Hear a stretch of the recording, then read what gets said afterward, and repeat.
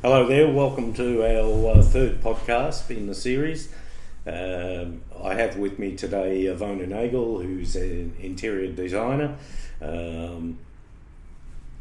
very well versed in what she does, and I'm going to be asking a few questions that have come through since our last podcast, mainly design questions, and hopefully Ivona can give us a bit of insight.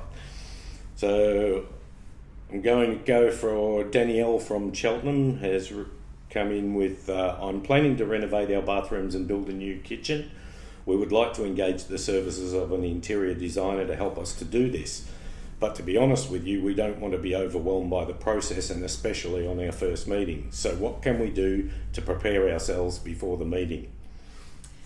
Hi Mark. I think the best thing the client can do to prepare for a meeting like that is to have a Pinterest board and just pin ideas of what they like and what they would like their bathroom to look like, maybe colours or a design style, whether it's a Hampton style or a more minimalistic style or something like that, so the designer knows what the client's brief is. Talk about the colour scheme, what kind of colours they like, colours they don't want to see in the room, and I think the main thing for me to start off with is with a Pinterest board, so that I know what the client, what their style direction is, and then go from there. Okay. Yeah. Right, and I've got one here from Tom from Hallam. What is the difference between an interior designer and an interior decorator? Oh, okay. Well, there is definitely a difference. Firstly, interior decorators study a little bit shorter than interior designers. Interior designers usually study at university or do an advanced TAFE course, and interior decorators do a certificate 4 and then the diploma of interior decoration. Interior decorators usually work with the furnishing side of things, so they specify the furnishing for a room or a set of rooms. They work with the soft furnishings, with the colours, with the furniture and the lighting, whereas an interior designer is, if you look at a Venn diagram with, say, an architect and an interior decorator, the interior designer is where those two overlap. So the interior designer has an idea of what the interior architecture is like, and they combine their knowledge of the architecture of a space and the spatial feel together with the interior furnishings. Yeah, so it's got a bit more depth and scope to it than just a simple decorator, yeah? And you do have to know some of the building code as to what you can do with spatial planning and moving walls or not moving walls, or where you're allowed to install things and where you're not allowed to install things. So there is definitely more depth of knowledge. Yeah. Okay. From Rita from Mentone, we have a limited budget but enough to create something upmarket. But we want to allow most of our budget to things that will make the most impact. What should most of the portion of the budget be allocated to? I feel like in a bathroom you can spend a lot of money on tiles, but you can also go for a mediocre price tile and jazz it up with a beautiful pattern in the tile. Either get the tiles cut to in strips, for example, and lay them in a herringbone pattern if they have a very low square metre price, to add that extra feature wall look to a space.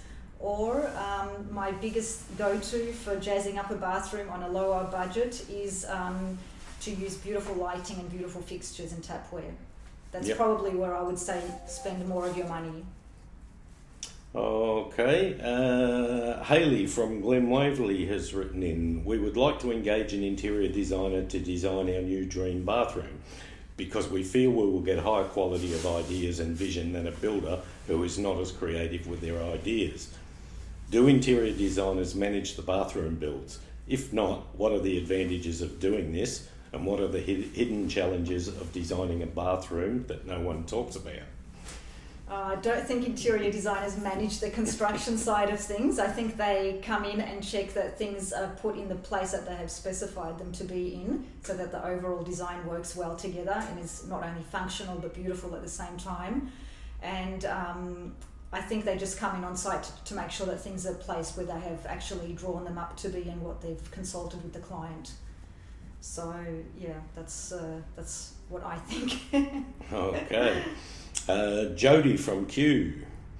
We are building our dream home and have been doing lots of research on what are the current trends in 2023. But to be honest, it's very confusing as there are so many opinions out there. We want something that is trendy but also timeless and not dated in 5 to 10 years' time. Would love to get your opinion on what we can do to achieve this.